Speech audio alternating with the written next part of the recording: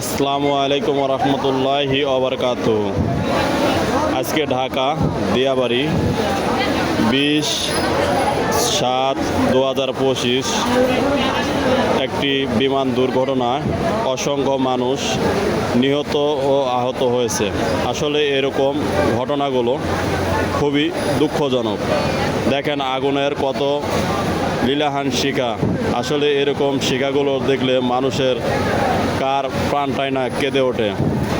যারা যারা দেখতেছেন অবশ্যই ভিডিওটি শেয়ার করে দেবেন, যাতে করে যাদের আপনজন এখানে থাকে তাদের কাছে দ্রুত ভিডিওটা পৌঁছে যেতে পারে। কারণ একটা ভিডিওই পারে তাদের নির্দিষ্ট আপনজনের কাছে পৌঁছে দিতে। কারণ অনেকের আত্মীয় স্বজন আছে যারা জানে না আজকে দিয়াবাড়িতে বিমান দুর্ঘটনায় এরকম একটা কর্মকাণ্ড ঘটেছে। এখানে অসংখ্য মানুষ এখনও খুঁজে পাওয়া যাচ্ছে না। তাই আপনাদের সাহায্য এবং সহযোগিতা একান্ত কামনা করি।